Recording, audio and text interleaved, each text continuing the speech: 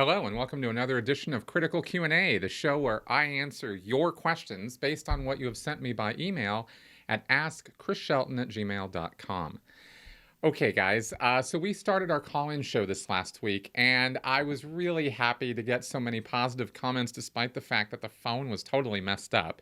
And I did figure out what that was all about. It is not going to be a problem again. And so this next week, I think we're going to have a great show. I also learned, in the first episode that you're going to make mistakes, and I made some, and we'll get those fixed.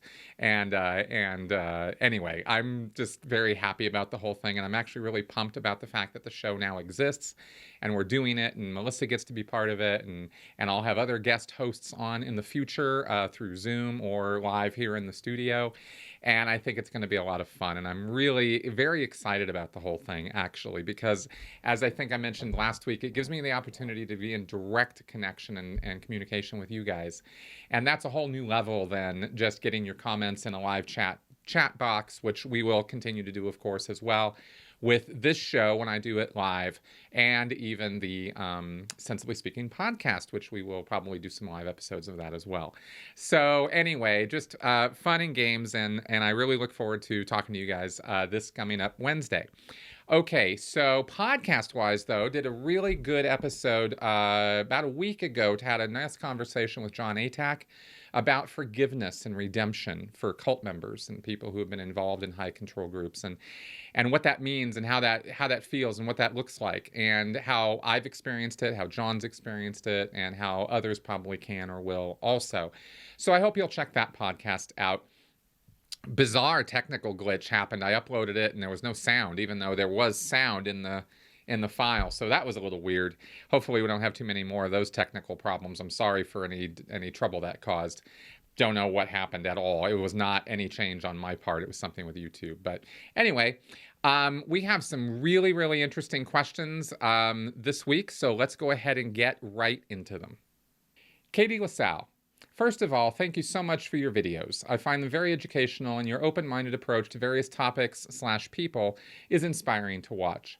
I recently came across Stephen Mango's YouTube channel and found some disturbing information. My past experience with Stephen Mango's content always ended with me having mixed feelings about him. He comes across as someone who was truly victimized by the Church of Scientology, but also who takes his past experience in building a YouTube celebrity status. Do you agree? In his last video, he called out Karen de la Carriere as a scam artist who uses independent Scientologists, providing them with services and stealing money. I've been a fan of hers, so this news comes as a shock to me. I don't know who to believe in. Your name immediately popped into my mind because I know you will give an honest analysis of the situation despite your friendship with Karen. I've heard that there is infighting among ex-Scientologists, and perhaps this might be one of them. What is your thoughts on Stephen Mango? Has he been infiltrated by the Church of Scientology? Is it true what he says about Karen? Oh, God. Okay, I'm only talking about this and taking this up because I have been asked by a number of you about this, including some of my Patreon supporters. And so I take questions that you guys ask me seriously, and I want to give you the information as I see it, best I can. But I do not want to get involved in YouTube drama and community drama. And that's pretty much what all of this is. So I'm like, you always see me a little bit about talking about this stuff because when you do, it attracts the trolls, it attracts the trouble. And predictably, that's what will happen as we'll go over here. So I'm not going to go into a long, detailed thing about all of this or do response videos or any of that. This is really about the only time I want to talk about this. So here goes. Stephen Mango has a few different YouTube channels. He has this Mangotology channel where he talks about Scientology-related stuff. And then he has Mango Tea or something like that. And I was really confused by that until I had to look up what this whole celebrity tea thing is. And the T as in T-E-A. And apparently this is like when you see T in a channel's name, which is the other channel Stephen has, then, well, I've linked below to a couple of videos that one is a response video from another person in this T drama, sort of TMZ celebrity YouTube world. that I really didn't have a whole lot of awareness of until I had to look into this. I've spent, a little bit of time today having to dive into all this stuff. Um, and I've also linked to an article below, which gives an explanation of what this whole tea community is all about. And it's basically a drama community. It's all about celebrity drama and dishing on celebrities and tattling and this kind of thing, right? And it's gossip. It's basically modern day gossip rags. And that's transferred to social media, Instagram, and YouTube. And so instead of, people reading up on all the celebrity magazines, now they go to the celebrity channels. And this is, ripe territory for some people who have that idea that this is valuable work and they make money at it. And like I said, it's sort of all TMZ-like. Well, Stephen lives in that world. And he does that obviously by his own choice. And you can go look at that channel and see what that's all about. It has absolutely no interest to me of any kind and never has. But it's what some people, choose to do with their time. Now, what's happening is over the last, week or so, Mango decided that he was going to merge these two worlds of Mangotology and this celebrity tea dishing business and bring that into the ex-Scientology community. And that is not a good idea for a number of reasons. First and foremost being that the ex-Scientology world is a world of trauma survivors. These are people who have experienced very real and very emotionally, psychologically, and even physically damaging trauma and abuse. This is not a joke. The people who come out of Scientology, especially people who were at the level of the Sea organization, experienced years of steady, purposeful, premeditated abuse. I did, Karen did, lots of people did. And we've come out and we've talked about this. On Leah's show, we've talked about this ad nauseum.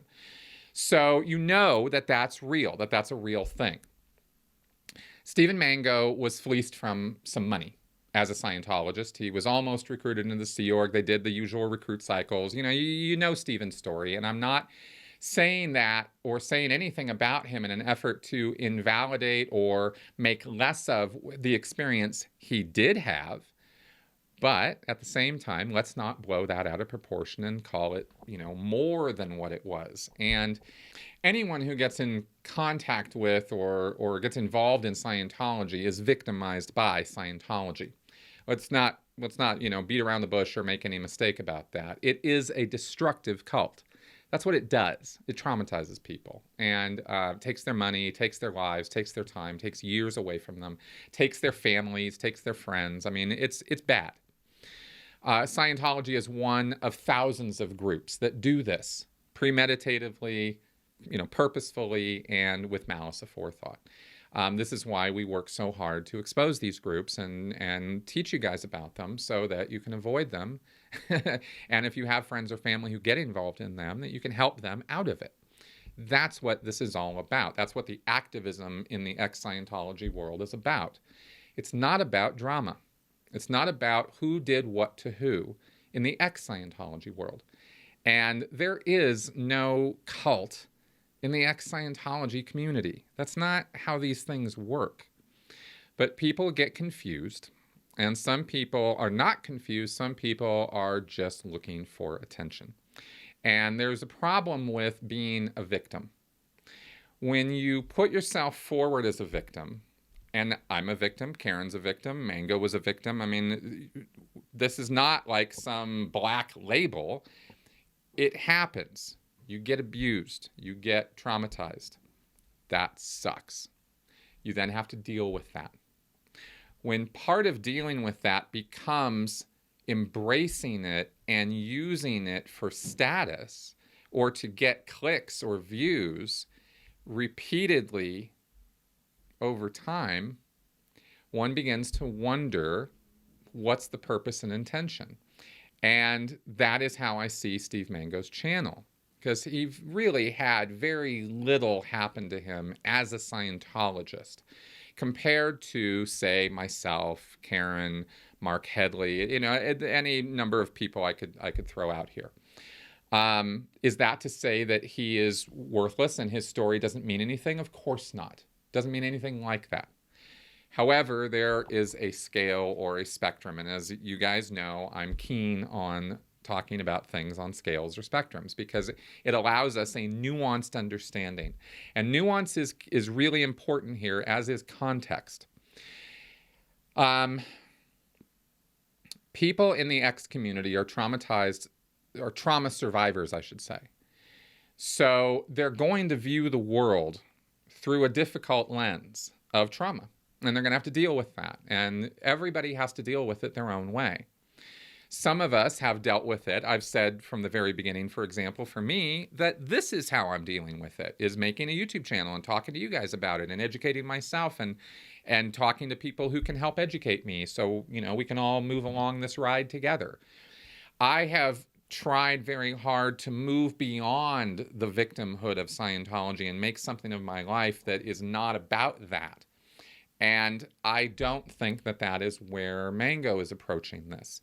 He seems to be very, very interested in milking this victim status that he thinks he has for as much views, attention, clicks as he can get. And of course, that translates to money when you monetize your channel.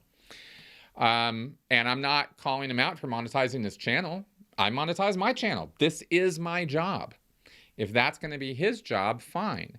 But let's be clear that that job of dishing on people and creating drama in a community is not a job of truth. And it's not a job of education. And it's not a job of trying to move the ball down the road or take down Scientology. It's a job of being interesting. It's a job of being a victim as a business model. And I don't think that's a very constructive thing to do. It is a thing to do. It's a perfectly valid thing to do. But it is not something I would, I think is noteworthy or attention-worthy. I think it's kind of scummy. But that's just me. That's my opinion. And I get to have an opinion about anything. And since you guys asked me about it, I have to tell you honestly and directly my opinion on these things, right? I don't think drumming up drama in this community of trauma survivors is a very smart thing to do. It backfires on the person who does it every single time. I've been paying attention to this community for a long time now. I mean, it's been 6-7 years that I've been in it, and the backstory is all there. All the backstories of all the drama kings and queens and all the things that they did, and the pleas for attention and the pleas for support and the pleas for, oh my God, I'm such a victim and my life has fallen apart and everything about my life is directly attributable to this thing that, I've talked about for hundreds of hours and it still is traumatizing me. And, okay, I got it. You're free to do that, but is it really what the world needs to hear about you and about Scientology? No, it's not. Not even remotely. Now, as far as the specifics of the things that Karen is accused, or Karen's being accused of, I've spoken with Karen about it. I've spoken with Jeff about it. Their statements on the matter are crystal clear that Mango is definitely telling bald-faced lies about the experience that he had with them. There are so many questions and contrary pieces of information on public record in social media and otherwise about all of this that it very much surrenders and breaks down to critical thinking very quickly. Mango's story does. It doesn't make any damn sense, in other words. And he never apparently contacted them privately before pushing these videos out to try to get that money back or try to deal with it or reconcile the situation. This all happened in 2013 in terms of him getting this auditing that he paid for from Karen. Karen has sworn to me over and over again for years that she is not engaging in auditing practice anymore, and I believe her.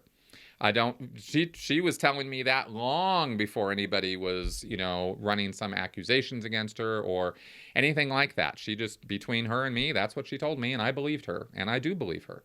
So why make a mountain out of a molehill 7 years after the fact?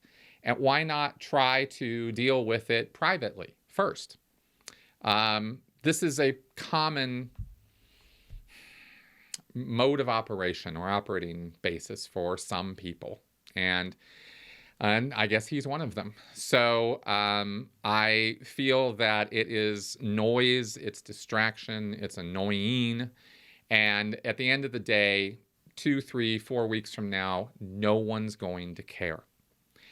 And that's why I don't like putting any attention on this stuff, because it's transient, it's stupid, it's opinionated, it's he said, she said, and it doesn't do anything to move the ball down the road toward actually eradicating Scientology or what Scientology stands for.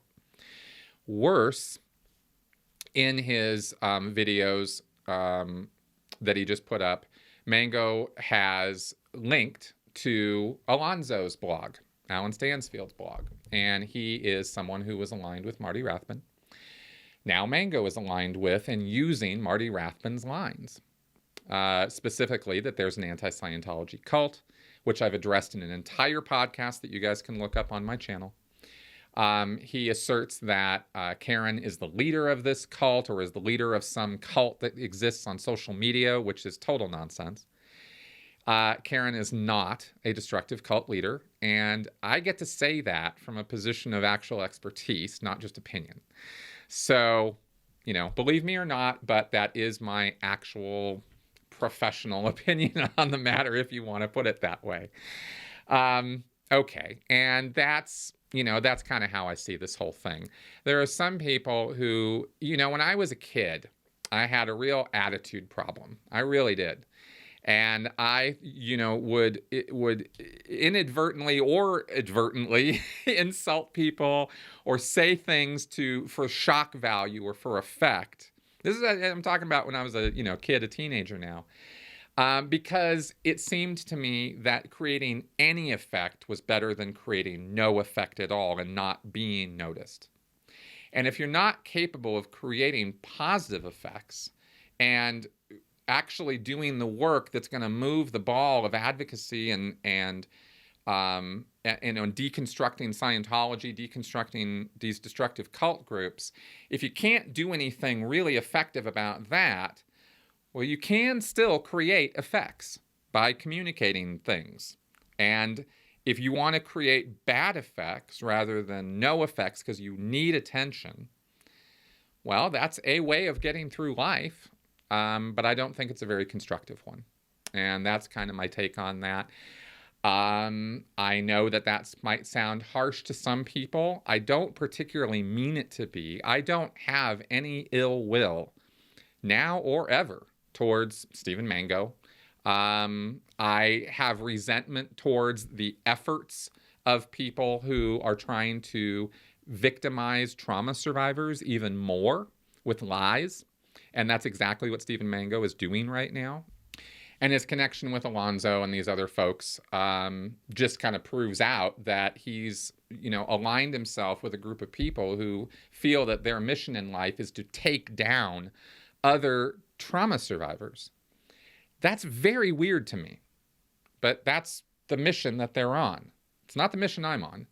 And it's not the mission that I think any of us really want to be. I don't think we're interested in getting on that train. It's a train to nowhere.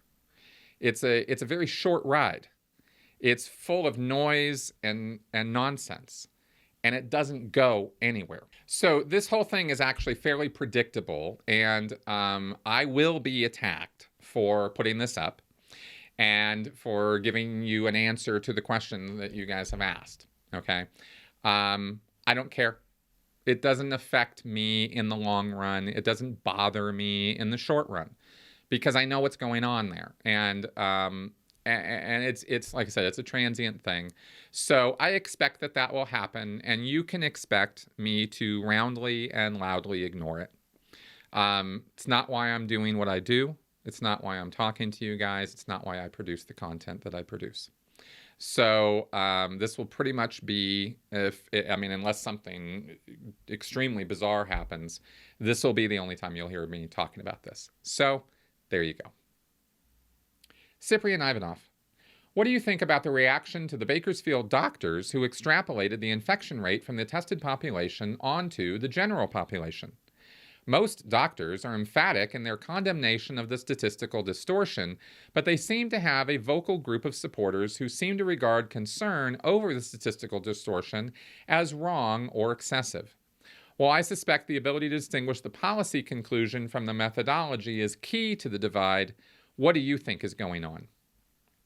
Well, we've got a situation right now around the world, and most specifically here in the United States, of a lot of desperate people. And people who are very, very concerned, very, very upset, very, very unsure of what the future holds. What is it going to look like a month from now, 2 months, 3 months, 6 months from now? When is sports coming back? When do we get to have a normal life again? Lots and lots of question marks and very few answers. This is unfortunate because we should be served so much better by our federal and state governments. And it is really sporadic which state governors and state governments are stepping up and actually getting the job done. Most of them, fortunately, are. But our federal level response has been more than disappointing. It's been outright destructive, and that is troubling to say the least. But it also leaves everybody in a vacuum of information. They don't know what's going on. They don't know what to think or what to do. And when the leadership is continually poo-pooing the entire problem, and I'm talking about Trump specifically here, who won't seem to take the advice of his actual science advisors who know what they're talking about, Dr. Fauci, Dr. Birx, for example, they have to come up with apologies for him rather than him supporting them. I mean, it's so backwards right now. And there is nothing being communicated about what an actual steady reopening strategy would look like. We all got briefed finally and thankfully on the whole flattening the curve strategy, where this is how you deal with an epidemic, because you got to flatten that curve. It's the X number of people are going to get sick, but you don't want to overload all the hospitals, etc. We all got those briefings. We all understood what was going on, and that was useful information that we needed to have. But where's the follow-up? We don't get that. The White House briefings are nothing but packs of lies and nonsense. Everybody can see that. It's not even a political statement. It's just the truth. So we can't look to federal leadership, and so we're left floundering around in this void of what to think. And so we end up having to go to whatever draws our attention to what we want to believe about this in the first place. That's where our heads go. We've got biases, we've got slants, opinions, ideas about things. And if we are dedicated to wanting the economy to get back in shape because we're out of work, losing money fast, aren't sure where our next meal is going to come from, then we get into a state of mind where we need to get the hell out there and we need to get back to work right now, and other people's health isn't as important as my freedom to get back to work. I get that viewpoint, right? If you walk it back to what the problem is that's being solved, yeah, it's horrible when somebody says something like that. Your health is less important than my rights. I mean, this kind of thing gets a little bit weird. But if you give a little bit of understanding to what's going on there, you can see that there are very real problems, logistical problems, finance problems, that are trying to be solved there, and these are people who are floundering around and don't know what to do. Then you get, anyway, I won't even comment on the racists and the opportunism that's going on as well. Let's go back to this Bakersfield thing. Why would people be supporting this? Why would some people be pushing back against it? Well, it's because that's what they want to believe. And in the face of a lack of, good scientific briefing and understanding of what we should be doing, and that's kind of the state we're in right now as a country, people are going to find their own answers. And those answers will have varying degrees of efficacy and workability. And in the case of these Bakersfield doctors, well, they're not epidemiologists. They don't really understand what they're talking about. They take some numbers and they run some statistical analysis and they go, well, math works out on this, so it must be true. And there are all kinds of, first principles and basic assumptions that they do not understand about how epidemics work. and about the sociology of epidemics, by the way, which is key to understanding how to deal with an epidemic. They don't know that stuff. And so they put out this video and go, well, the numbers don't look so bad to us, and we have MD after our name, so you should listen to us. Grossly irresponsible. But they feel in their desperation that that's the right thing to do. Well, it's not, but that's what they think. And the number of people who are glomming onto that because that's the message they need to be hearing, because they need to be solving the problems of their life to get back to work or whatever, as I've said, they'll glom onto that. And this is suddenly the authority that they will believe because they want to. And that's kind of how this stuff works. You know, it takes a real effort to step back from your biases and your opinions and your situation and look at, you know, what's actually going on. At the same time that I say all this, I have to say that the opposite side of the coin's also true. People who aren't desperate, who aren't motivated to deal with this, who are okay at home for now, who have the money and the resources to deal with it, or whose lives have not been, you know, severely impacted by this, they're more on the side of, hey, man, you know, the science is the science, and let's just stick with what it says. And they go on that line. And they could also be overly, I don't want to say trusting. That's not the concept I'm trying to communicate at all. I think what I'm saying is they could be overly faithful in what the epidemiologists are saying and maybe not challenge any of it.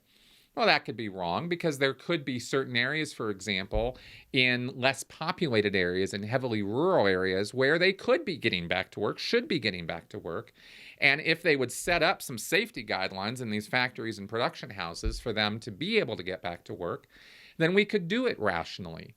That kind of thinking, though, is nuanced thinking. And the problem with nuanced thinking is it doesn't really work so well when you're talking to broad masses of people. It's such a problem. You know, individuals are smart. Groups of people are damn stupid, and they act in damn stupid ways. They tend to, you know, move down to the lowest common denominator of the group. And so the groups, you know, herds of people, packs of people, mobs of people, whether it's a social media mob or whether it's a real mob, there are phenomena there that you can't ignore. And these are, you know, groups of people are not smart.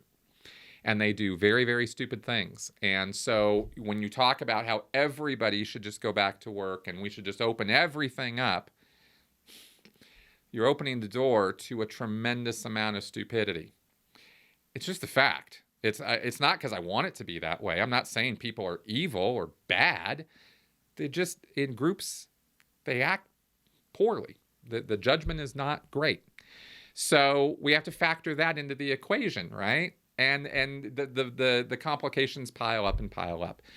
So, okay, so getting back to your question there, you know, it's really a study in confirmation bias and emotional bias, desperation bias, and how that can sway people's judgments or ideas or opinions, and how they will swear that these two doctors are the ones who absolutely have the truth. Well, for that person, those two doctors have to have the truth because they want, you know, what they want. And for other people, those doctors are, you know, full of nonsense because the science doesn't really back them up. You know, is that the objective reality is that, you know, the biases make the picture cloudy and murky and horrible. So that's kind of what I can say about all that. It doesn't really go to a great place, but it is kind of is what it is. Brett Olson. I know you're busy, but I would really like to hear you do a deep dive into Siddha Yoga on your YouTube channel. My grandmother, now passed, mother, aunt, uncle are and have been deeply involved for many years. There's a New Yorker article from 1994 that details some pretty terrible accusations, but since then there is not much info. Even if you don't ever get to this, you have helped me greatly in rationalizing how cult members think and why they act the way they do. I never really believed in the tenets of Siddha Yoga, but had a philosophy of as long as no one gets hurt, who cares? I recognize now, because of your YouTube channel, that this thought process ignores many victims and no longer feel this way. I would like to approach family members about this, but do not know how to without hostility and denial. I'm sure you're familiar with this phenomenon. Any help would be greatly appreciated. Hey, thanks, Brett. And let me say that I get emails every single day at this point asking me to do deep dives into various groups. And I wanted to address this because, of course, it's impossible for me to do so.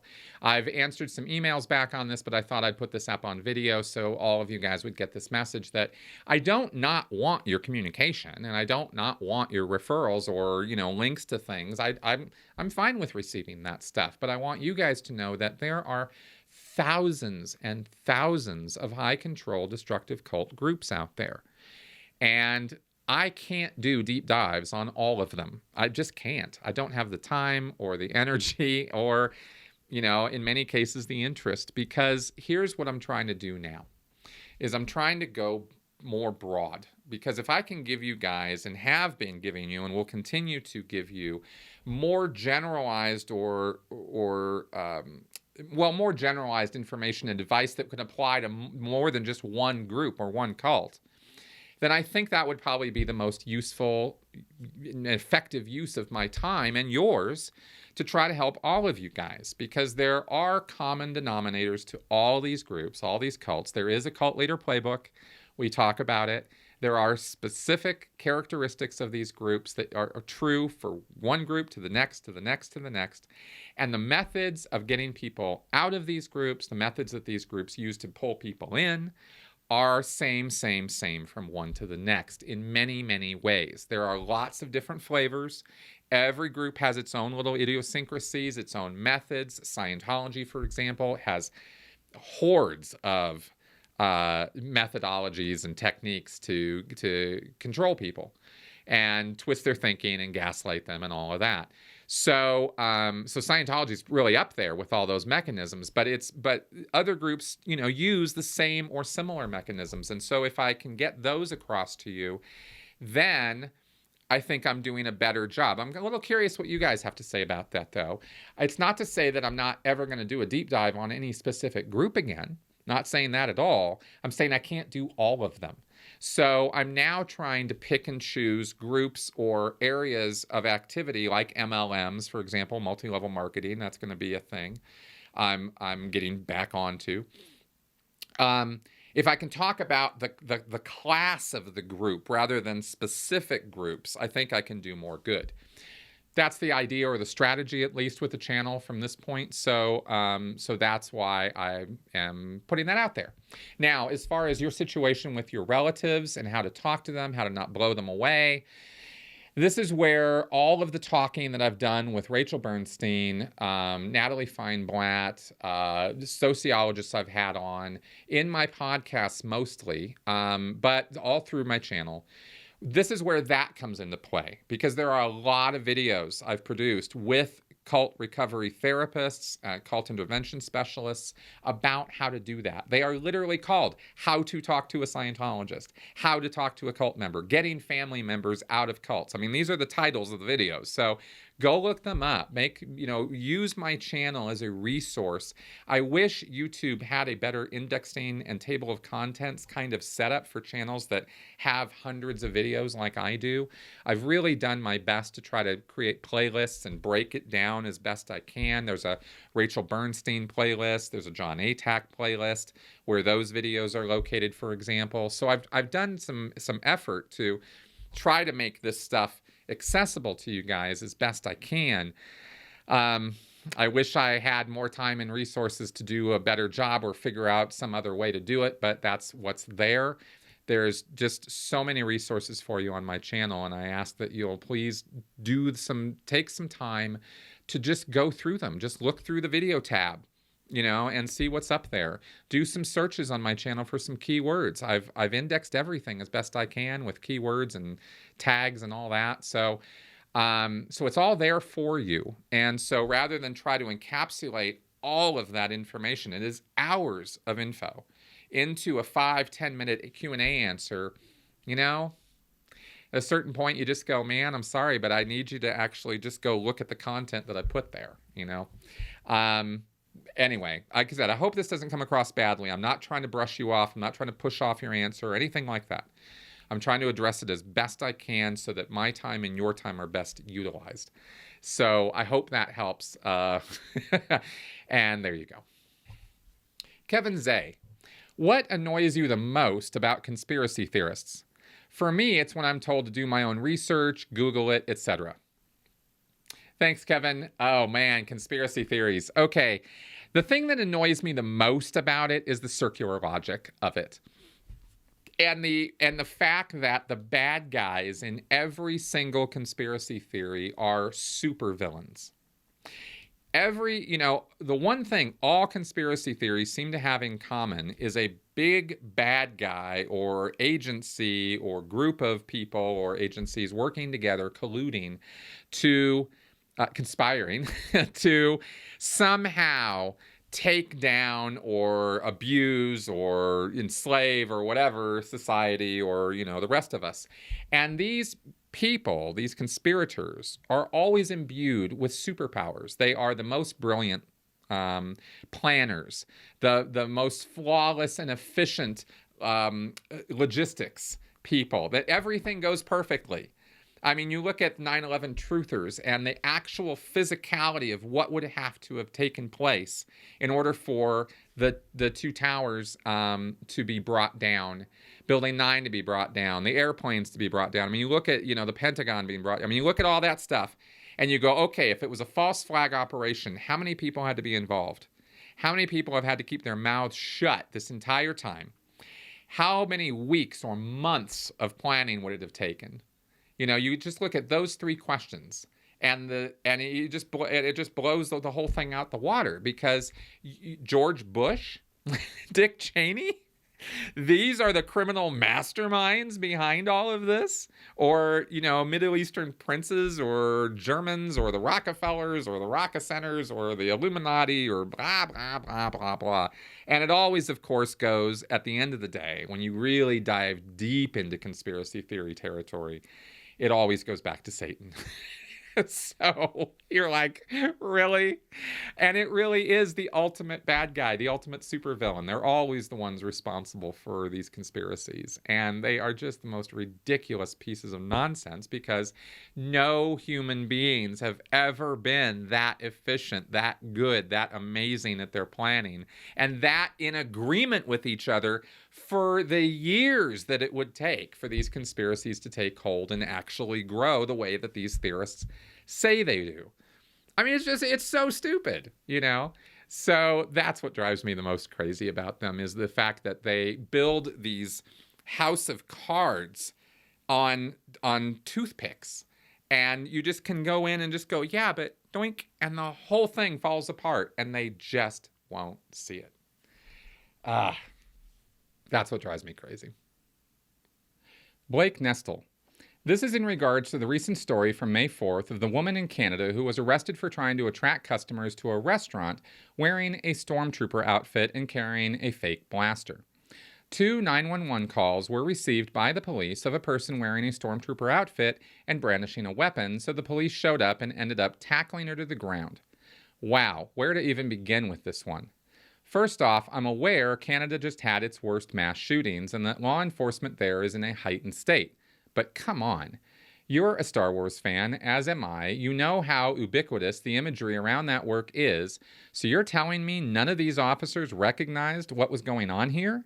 She was unable to comply with their commands due to the cumbersome nature of the costume she was wearing from the imaginary universe.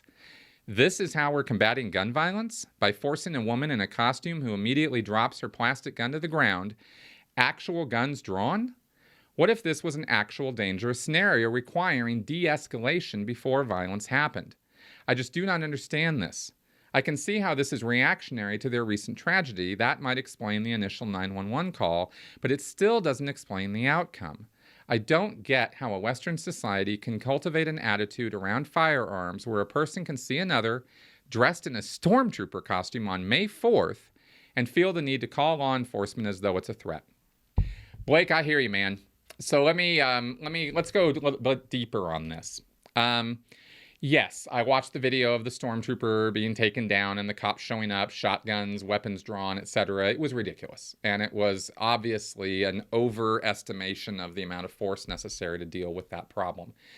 And this is where we're going to get to the real source of the problem here. And one, anybody can call 911 for any reason. And if people call 911 talking about how someone's brandishing a weapon, the cops have to come out and do their due diligence. And they're going to come out on alert because somebody is, 2 reports of somebody brandishing a weapon is a confirmed report. I mean, that's not a small thing for police officers.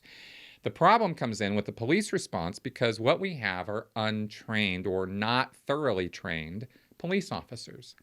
The amount of training that is required to become a police officer is frankly pathetic.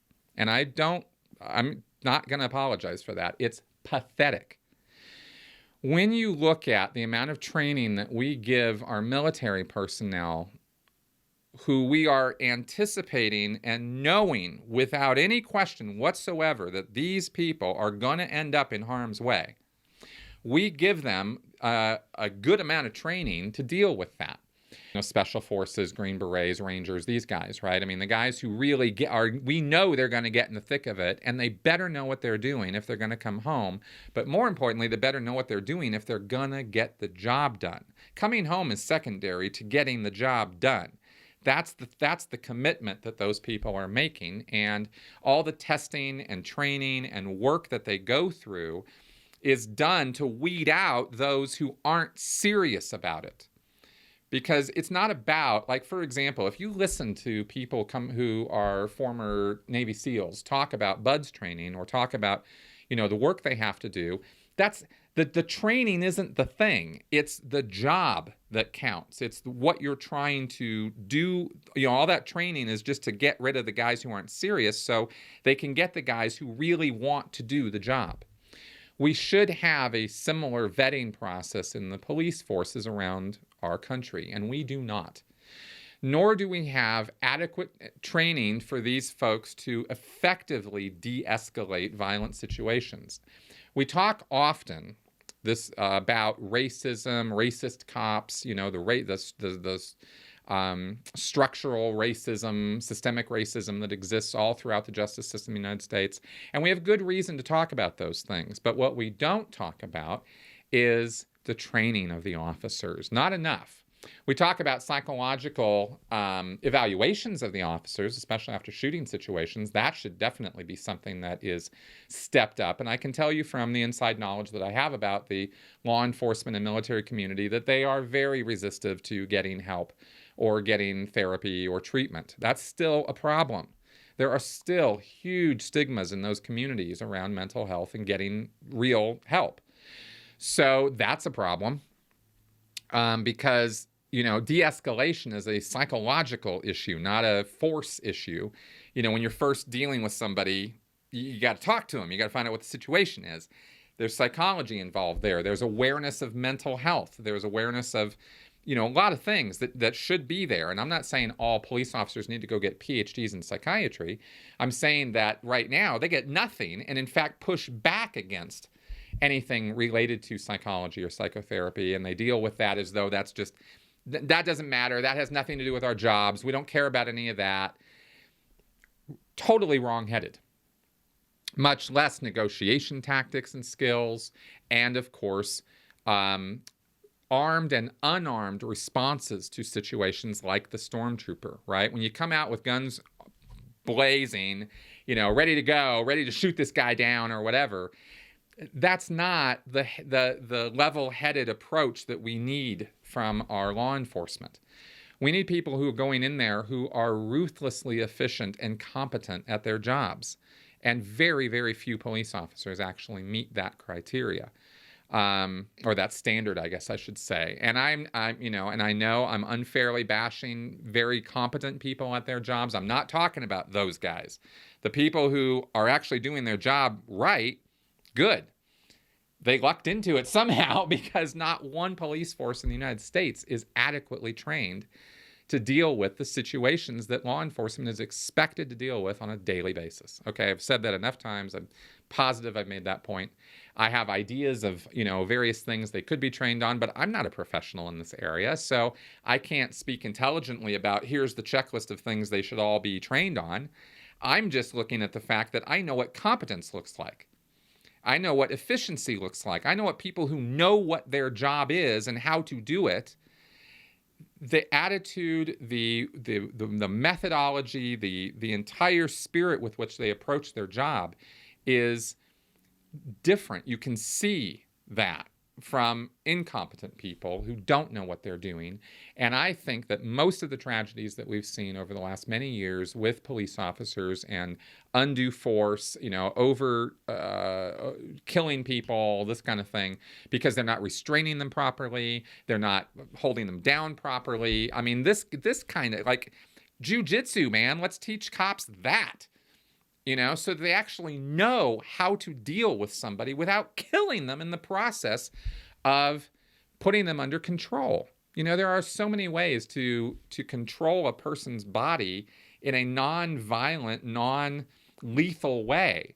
But most police officers aren't trained in that at all.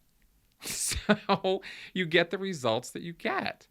And this is why you get escalations and too much violence and situations like people approaching stormtroopers with plastic guns and plastic armor as though they're a real threat, and, and the fact that there was a recent mass shooting in Canada and everybody's like on edge is twice the reason why the training should be, 2, 3, 4 times for those police officers so that they respond appropriately and competently.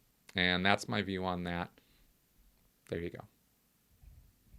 Stephen Willis, you've said in the past that when you found out about the pregnancy, you came within a hair's breadth of moving to Australia to play an active part in raising your child, and that not playing an active part in your son's child is probably your biggest regret. Let's suppose that you had moved and had joined staff at the Perth org. Do you think you would have hit a point of no return with Scientology eventually? If I recall correctly, this all happened before you joined the Sea Org. If you hadn't been subjected to the years of abuse and exploitation in the Sea Org and been on the trips that allowed you to pierce the veil of the propaganda with what you saw on the ground and the unfiltered internet access, do you think you could still be in the Scientology bubble? Do you think that no matter what, you'd have hit a tipping point where you'd exit Scientology no matter where you'd been in it? Or do you think if it wasn't for the things you experienced and saw that you could still be comfortably sitting in the Scientology bubble out there wherever the other path had taken you? Good question, Steve. Impossible to answer accurately, but what I will tell you is that I have always had an incredibly inquisitive mind, and I am always trying to solve mysteries. I hate mysteries. I hate not knowing stuff. And Scientology was something that I thought had the answers to everything. So I deep dived into Scientology. And my joining the Sea Org was an effort to try to take more responsibility, help people out, save mankind, this kind of thing. If I hadn't gone that path, if I had moved to Australia, I would have definitely had an incredibly different life because I would have had to have gotten a job out there. Of course, migrating to Australia would have been a whole thing. It was expensive. This is why I couldn't make it happen at the time. It required thousands of dollars that I didn't have, as well as time and energy that I didn't have because I was so busy as a staff member, and no one in my life was at all interested in me going to Australia. So that I just didn't have any support system at all for that. And it is, to this day, it remains my biggest regret. I honestly believe, in looking back at myself, the way that I thought, the way that I acted, if I had skipped out before joining the Sea Org, I'm pretty sure I would have ended up out of Scientology relatively quickly. Because the big wide world, well, it's full of truth. It's full of all kinds of things that I'm interested in. And I would have been more interested in those things had I been in a situation where I had to go get a job, raise a kid, have a family at a much younger age. I was 21, 22 when Josh was born. I mean, this was, I was definitely a very different person then. And I would have turned out to be a bit of a different person as far as my whole Scientology attitude would have been, because I wouldn't have gotten sucked in more and more and more by being the staff member of the small failing org, because I would have had a very different context and circumstance of my life with a kid and a wife at that time. And it would have changed my responsibilities, and it would definitely have changed my worldview. So, on the other hand, I could have died on the plane ride there because it maybe crashed or something. I mean, who knows all the things that could have changed that would have been different. But in a general way, I feel fairly confident that I would have ended up out of Scientology faster and easier had I pursued that course than otherwise. And that's my think on it. Anyway, thanks for asking. Okay, guys, so that's our show for this week. Thank you very much for coming around and listening to me blabber on here and share my opinions. I hope that I didn't offend too many people this week. I'm sure I'll hear about it in the comments, and I definitely appreciate your comments. Just please, be civil, and I'll be civil back. And on that note, I would ask that please, if you could, consider joining me on Patreon. That would be awesome. I have been getting some real love from you guys, and I'm going to try to do some shout outs this week in the call-in show to you guys who have been joining me on Patreon or have been supporting me.